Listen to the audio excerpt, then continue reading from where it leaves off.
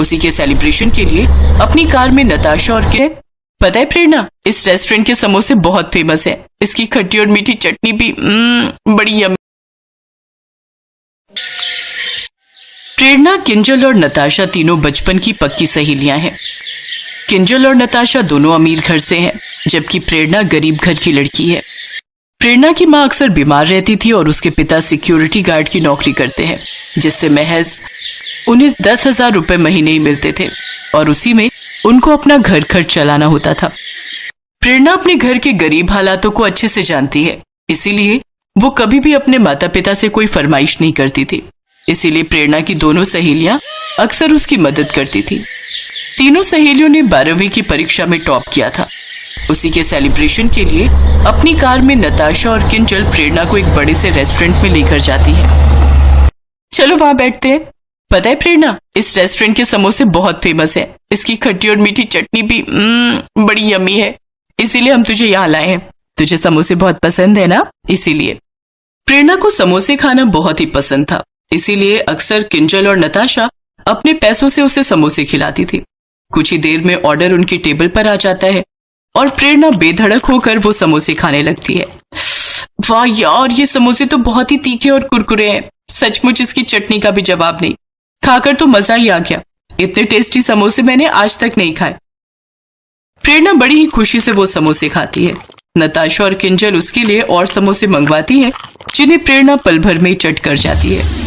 प्रेरणा को इस तरह समोसे खाते देख उसी रेस्टोरेंट में बैठी एक अमीर घमंडी लड़की अपने दोस्तों से कहती है, लुक दिस गर्ल, ये लड़की कैसे भुक्कड़ भिखारियों की तरह जल्दी जल्दी समोसे खा रही है। लगता है आज से पहले इसने कभी समोसे खाए ही नहीं। ये गरीब ना ऐसे ही होते हैं, अमीर लड़कियों से दोस्ती करके उनके पैसों पर ऐश करती हैं। उस घमंडी लड़की के ताने सुनकर प्रेरणा रोने लगती है। उसे रोता देख किंजल उस घमंडी लड़की के पास जाती है और उससे कहती है, तुम्हारी हिम्मत कैसे हुई हमारी फ्रेंड के बारे में ऐसे बातें करने की? तुम जैसी घमंडी लड़की दोस्ती का मतलब क्या जाने। दोस्ती पैसे देखकर नहीं होती, बल्कि दिल देखकर होती है। चलो प्रेरणा यहाँ से। नताशा और किंजल का दिल बहुत बड़ा होता है। साथ मिलकर समोसे खाना उन तीनों सहेलियों के लिए सबसे बड़ी खुशी का पल हुआ करता है। ऐसे ही कुछ समय बीत जाता है, फिर तीनों सहेलियों के लिए रिश्ते आने लगते हैं। नताशा और किंजल की शादी अमीर खानदान में हो गई, तो वहीं प्रेरणा की शादी उसी की तरह गरीब परिवार में अनिल नाम के लड़के से हो गई। सभी लड़कियों की तरह प्रेरणा भी दिल में हजारों सपने लिए अपने ससुराल आ गई। गृह प्रवेश वाले दिन प्रेरणा की सास ने उससे कहा, बहू, इस कलश को पैरों से गिराकर अंदर आ जा। जी माँ जी। बहू, आज से ये गरीब खाना तेरा भी घर है। ये तेरी ननद नीलम है और ये तेरी जेठानी शीला। चलिए देवरानी जी, मैं आपको आपका कमरा दिखा देती हूँ। प्रेरणा के ससुराल में उसकी सारी जिम्मेदारियां उसके पति अनिल के कंधों पर थी। इकलौता वही कमाने वाला था। उसके जेठ जी अपने पैरों से लाचार थे।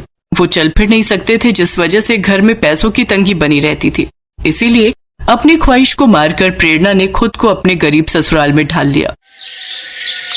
माँ जी, रसोई में एक भी सब्जी नहीं है, तो फिर खाने में क्या बनाऊं? बहू, ये 100 रुपए रख और बाजार से थोड़ी सब्जी ले आ। ठीक है माँ जी। प्रेरणा सब्जी लेने बाजार चली जाती है, जहां पहुंचकर उसे बाजार में समोसे वाले का ठेला दिखता है। उसे समोसे खाने का बहुत मन होता है। वाह, समोसे! समोसे खाने का बहुत मन कर रहा है, लेकिन मेरे पास तो ये 100 रुपए ही है, जिसकी मुझे हफ्ते भर की सब्जी लेनी है। नहीं, मैं ये पैसे इन पर खर्च नहीं कर सकती। इन पैसों से तो मैं हफ्ते भर की सब्जी ले आऊंगी, जिससे मेरा पूरा परिवार पेट भरकर खाना खाएगा। ये सोचकर प्रेरणा सब्जी लेकर घर लौट आती है, लेकिन समोसे देखकर बार बार उसके मन में अपनी सहेलियों के साथ खाए हुए समोसे के पुराने दिन याद आते हैं। घर पहुंचकर अनु सब्जी के थैले में झांकते हुए कहती है, चाची चाची, आप मेरे लिए समोसे नहीं लाई? मैंने माँ को कहा था कि आपको कह दे कि मेरे लिए समोसे ले आए। इस घर में तो बस गरीबों वाला खाना मिलता है, उसके अलावा और कुछ भी नहीं। अनु, मेरी पोती, ऐसा नहीं कहते।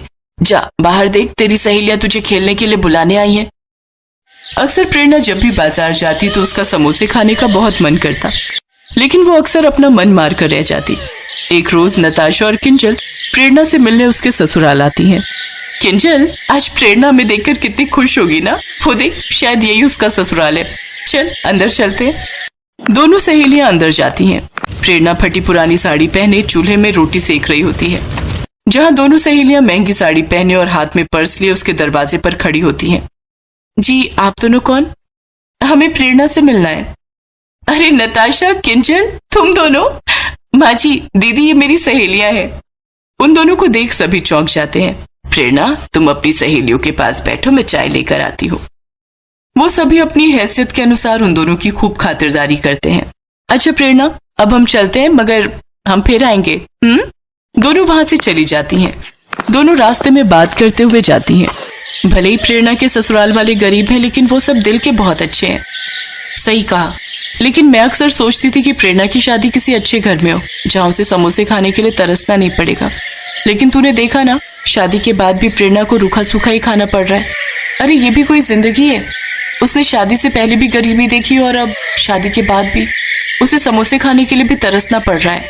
क्यों ना हम समोसे लेकर उसके ससुराल चले, वो बहुत खुश होगी। तूने बिल्कुल सही कहा। 3 दिन बाद वो दोनों बहुत सारे समोसे लेकर प्रेरणा के घर आती हैं। तुम दोनों, और ये इतना सब तुम क्या लाई हो? इसमें हमारी प्यारी सहेली के मनपसंद समोसे हैं। सचमुच वो भी क्या दिन थे ना प्रेरणा। चलो आज हम फिर से वही दिन जीते हैं। उनकी बातें सुनकर प्रेरणा की आंखों में आंसू आ जाते हैं।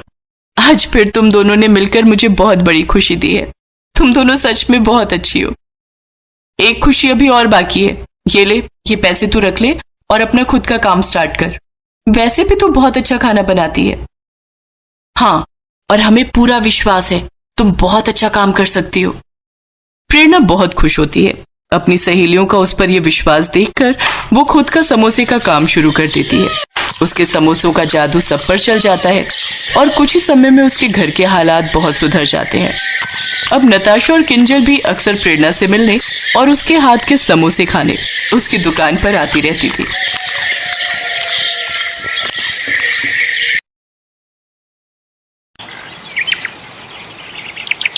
अरे वो देखो, मानव भैया आ गए। मानव भैया? ये तो वही है ना जो बड़ा आदमी बनने शहर गए थे कई साल पहले। हाँ, चलो चलकर देखते हैं कि ये वापस क्यों आए हैं। जब वो दोनों मानव के पास जाते हैं तो उसकी हालत बहुत ही खराब होती है। अरे मानव भाई, तुम तो शहर बड़े आदमी बनने गए थे ना, फिर आपका ये हाल? अभी ये सब वक्त नहीं है भाई कुछ भी बताने का। हम शहर से 300 किलोमीटर पैदल चलकर आए हैं और हम सब कई दिनों से भूखे हैं।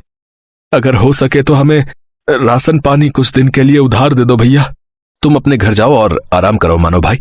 और रही खाने की बात, तो मैं गांव के मुखिया को बोल देता हूँ, वो कुछ दिनों का राशन पानी तुम्हारे घर भिजवा देंगे। आपका बहुत बहुत शुक्रिया किशोर भाई। मुखिया उनके घर 1 महीने का राशन पानी भिजवा देता है। सुनिए जी, आखिर कब तक हम इन गांव वालों से छुपा कर रखेंगे कि हम शहर से भागकर क्यों आए हैं? तो हम इन गांव वालों से क्या कहते कि शहर में रहकर हम पर इतना कर्जा हो गया और वो चुका न पाने की वजह से हम गांव वापस आए हैं। फिर तो ये हमें जो राशन पानी मिला है वो भी नहीं मिलता। ये तो आप ठीक कह रहे हैं जी। देखो रमा, जो किस्मत में लिखा है उसे कोई नहीं टाल सकता। चलो आप सो जाओ, रात बहुत हो गई है। मैं कल ही मुखिया से मिलकर काम की कोई बात करता हूँ। अगले दिन मानव मुखिया से मिलता है और अपने बेरोजगार होने की समस्या बताता है। देखो मानव, तुम इस गांव के बेटे हो और अब तुम इसी गांव में रहकर अपना कोई काम शुरू करो। आपने बिल्कुल सही कहा मुखिया जी। वैसे मैं शहर में सारा दिन ऑटो रिक्शा चलाता था और शाम को रमा और मैं पानी पूरी का ठेला लगाते थे। तो मैं सोच रहा हूँ कि क्यों ना मैं इस गांव में भी पानी पूरी बनाकर बेचूं। हाँ हाँ, ये तो बहुत ही अच्छा ख्याल है। वैसे भी अपने गांव में एक भी पानी पूरी वाला नहीं है। अपना खेत गिरवी रखकर मानव और रमा ने पानीपुरी का ठेला खोल लिया। वो ठेला लगाकर बैठे थे, तभी वहां उसका बचपन का दोस्त विनोद आ गया, जो कि एक गांव से दूसरे गांव तक ऑटो चलाता था। अरे वाह, आज मेरा दोस्त नए काम की शुरुआत कर रहा है, लेकिन तेरे चेहरे पर इतनी उदासी क्यों है?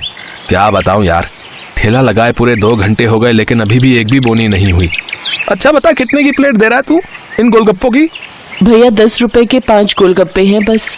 अच्छा भाभी, फिर तो मेरे लिए 1 प्लेट लगा दीजिए। मानव उसको गोलगप्पे बनाकर खिलाने लगा। उनको चखते ही विनोद ने कहा, अरे वाह, ये तो सचमुच किसी अमृत समान है। कुछ ही दिनों में उनका पानीपुरी का काम बहुत अच्छे से चलने लगता है। एक दिन मुखिया जी उसके ठेले पर आते हैं। मानव, मैं तुमसे एक बात कहना चाहता हूँ। जी कहिए मुखिया जी। मानो तुम्हारी पानीपुरी आसपास के गांव में भी बहुत प्रसिद्ध है। मैं चाहता हूं कि तुम ढेर सारी पानीपुरी बनाओ और गांव के और आसपास के गांव वालों को भी ये पानीपुरी खिलाओ और आने वाले चुनाव में मेरे नाम का प्रचार करो। क्यों नहीं मुखिया जी, आपने मेरी मदद उस वक्त की थी जब मैं खाली हाथ इस गांव से लौटा था, तो भला मैं आपको इनकार कैसे कर सकता हूँ। मैं आपकी मदद जरूर करूंगा। बहुत बहुत धन्यवाद मानव बेटा। अच्छा, अब मैं चलता हूँ। हैं? आपने हाँ तो कर दीजिए, लेकिन अब हम इतनी सारी पानीपुरी बनाएंगे कैसे? हमारे पास सामान के लिए इतने पैसे कहाँ से आएंगे? अब हमें अपने गिरवी रखे खेत को बेचना होगा। ये आप कैसी बातें कर रहे हैं जी? अगर अच्छी कमाई हो गई तो फिर हम उस कमाई से नया खेत ले लेंगे, लेकिन मैंने मुखिया को जुबान दी है और अब मैं अपनी बात से पीछे नहीं हट सकता। और इस तरह मानव ने अपनी जमीन भी बेच दी। क्या बकवास कर रहे हो मानव? आखिर हमारे बीच पैसों की बात कहाँ हुई थी? मजाक मत कीजिए मुखिया जी, मैंने अपना खेत भी बेच दिया है। ऐसे तो मैं बर्बाद हो जाऊंगा। चुपचाप जाता है या धक्के मारकर निकालूं यहाँ से? दुखी होकर मानव घर पहुंचता है और रमा को सारी बात बताता है।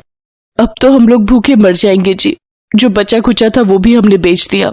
मानव और मुखिया के झगड़े का पता सारे गांव में लग जाता है और अब कोई भी मानव के ठेले पर पानीपुरी खाने नहीं आता। एक रोज विनोद मानव के घर आता है और कहता है, मानो मैं कुछ दिनों के लिए किसी काम से शहर जा रहा हूँ, तब तक मैं अपना ये ऑटो रिक्शा यहीं छोड़कर जा रहा हूँ। इस गांव में इकलौते तुम ही हो जो ऑटो चलाना जानते हो। जब तक मैं वापस नहीं आ जाता तुम इसे अपने ही पास रखो। अगर तुम्हें कोई परेशानी ना हो तो क्या मैं कुछ दिनों के लिए तुम्हारे इस ऑटो का इस्तेमाल कर सकता हूँ भैया? हाँ हाँ, क्यों नहीं।